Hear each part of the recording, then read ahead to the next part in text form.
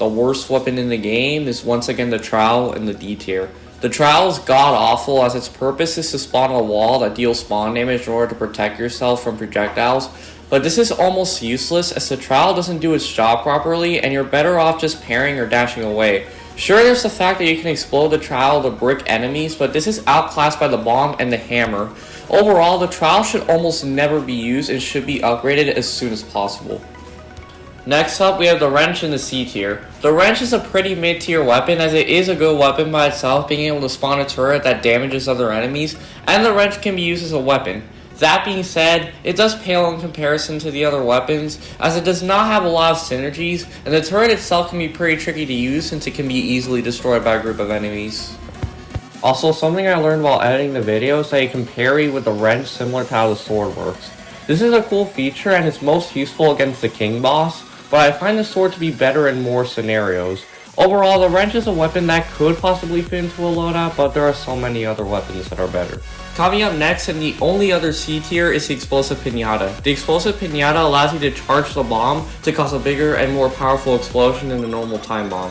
This can work, but the much larger explosion can be very difficult to charge up considering the fact that you're still fighting other enemies, and you're most likely going to get more damage by using the substage strip mine.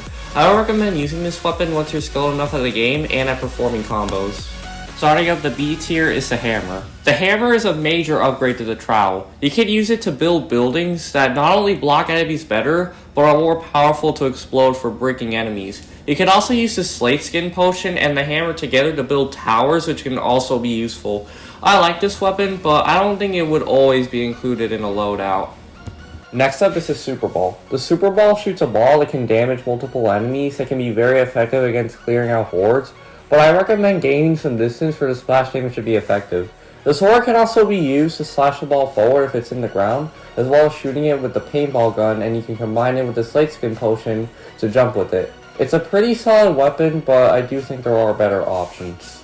Coming up right next to its predecessor is the Cannonball. The Cannonball is the regular Super Ball, but it does more damage and it can be used in more combos, such as shooting it with the BB gun, and you can combine it with the Slate Skin Potion to perform a slam dunk. Like with the Super Ball, it's a pretty good weapon, but I do think there are better upgrades. Ending off the B tier is the paintball gun. The paintball gun serves its purpose as being a basic pistol similar to how a gun works in different video games. Its damage is fair as it can 2-shot noobs and 1-shot them if you have a headshot, as well as kill multiple enemies in about 2 to 5 shots with the exception of huge tanks. It's a decent weapon that can get you past the early levels, but I recommend that this would be one of the first weapons you upgrade in a match. For the first A tier weapon, I'm going with the multi-rocket launcher. The multi-rocket launcher shoots 7 missiles, but at the cost of having a higher cooldown than the normal rocket launcher. I think I might have underrated it a bit in the last tier list, as although I won't always use it, I can see it being better than the normal rocket launcher and the bazooka in certain situations, like a wide spread of enemies. However, it is definitely not better in every way. Next up is the Slingshot. I think the Slingshot is better than the paintball gun because it is much better at clearing out hordes from a short distance, and its Slash with Ticks ability to do massive damage to enemies. It could possibly last you the whole game, but I would recommend upgrading it at least after you defeat the captain. Coming up next is the Rocket Launcher. The Rocket Launcher is one of the most balanced weapons in the game. It causes a huge explosion that can kill a lot of enemies, but its long cooldown means that it is best used as a secondary weapon. It serves its purpose very well as it can save you from many situations and has multiple synergies with the Trowel and Time Bomb, and it can perform rocket jumps. Easily one of the most versatile weapons, and depending on your loadout, it may or may not be upgraded. Right after its predecessor is the Bazooka. While the Rocket Launcher is a really good and balanced weapon, the Bazooka is a very good trade-off. The Bazooka makes her explosions less powerful but reworks the weapon. Instead of having a cooldown after every shot, it has a maximum of 5 shots and you can reload them, which is faster than the cooldown. This allows the weapon to be used more often and easier by itself and in combos. The Scatter Blaster is next. The Scatter Blaster shoots balls that can damage multiple enemies, and the middle ball could be parried to cause an explosion. I could possibly see this weapon being an S tier, but I think the Flamethrower does a better job at clearing out hordes and parrying projectiles. I do think, however, that someone who prefers this weapon will most likely rank it higher. Ending off the A tier is the Time Bomb. A lot of people complain about the ranking of this weapon, and while I agree that I was wrong about a lot of things, I do think it was kind of overrated. The time bomb has a lot of combinations you can perform, such as shooting it with the frost blaster to cause a frozen explosion, slash it with the sword to move it and cause a fire explosion if you have the firebrand, and shooting it with the rocket launcher to cause a huge explosion. These can help you a lot in battles. You can save yourself from many situations and clear tons of enemies. That being said, the bomb is still pretty tricky to use, as it can sometimes move away too far from where you want it to explode, and you can miss your shot to combo it. Overall, my opinion has changed a lot about this weapon, but I don't think it's top tier.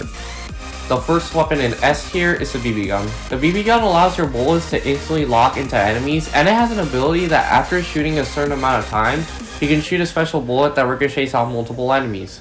I will say I was wrong about the fact that it does double the damage of the paintball gun, as it does the same amount per shot. This is a solid weapon, and it could definitely be useful for beginners and certain loadouts, but its placement was lower due to the addition of the Frost Blaster.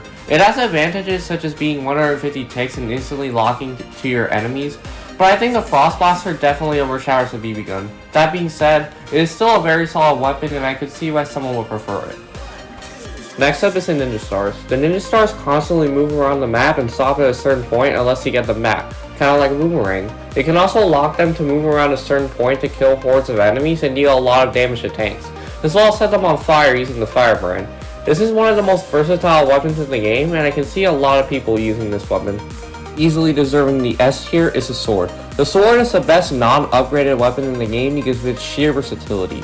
Obviously you have melee attack for enemies, but it's also the only weapon in the game, along with its upgrades and the wrench that can be used to parry, which is an extremely useful feature against enemies and bosses. You can parry many things in the game, such as projectiles, charges, and flashes made by certain enemies and bosses, and you can regain some of your health, but you should watch out for blue flashes as they indicate an unparryable attack. Overall, the sword can be useful in every stage of the game, and I will recommend it for both beginners and pros. Formerly an X tier in the previous video is the katana. The katana enhances the parrying aspect of the sword by swinging faster and can swing immediately after parrying something, which also means you can gain a lot more health from parrying. While it's no longer X tier, the katana is still one of the best choices, and I would highly recommend it.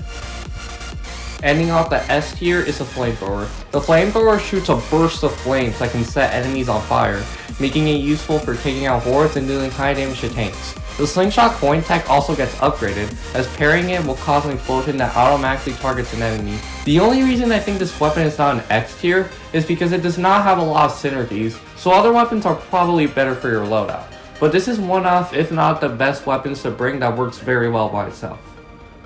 These next three weapons are in X tier, starting with the Firebrand. The Firebrand upgrades the sword immensely, adding the ability to do splash damage as well as inflicting fire on enemies in multiple different ways, such as the third attack swing, parrying projectiles, and bomb combos. This used to be the best weapon in the game in my opinion, but this is still an extremely versatile weapon that I would highly recommend for a lot of loadouts. Also, one small feature, V2.0 added the ability to sword pogo with the Firebrand, which is harder to do than with the sword and katana, but it's a nice feature for platforming and escaping fights with the Firebrand. Second best weapon, however, is the Subspace Trip Mine. The Subspace Trip Mine fixes almost every problem the regular time bomb has. A really big one is that the Subspace Trip Mine triggers either when you or an enemy steps over it, or after a very long period of time, making combos much easier to perform. It also permanently stays in one spot until it explodes after you throw it, unless you slash it with a sword, making it easier to aim your weapons at the trip mine. With it basically being a bomb but 10 times better, this easily deserves to be the best weapon in the game, with one exception. That weapon is without a doubt the Frost Blaster, a major upgrade to the paintball gun that adds the ability to freeze enemies, which, with the exception of an enemy being affected by a blue crystal, can make enemies so much easier to kill and avoid getting trapped into positions where you can die.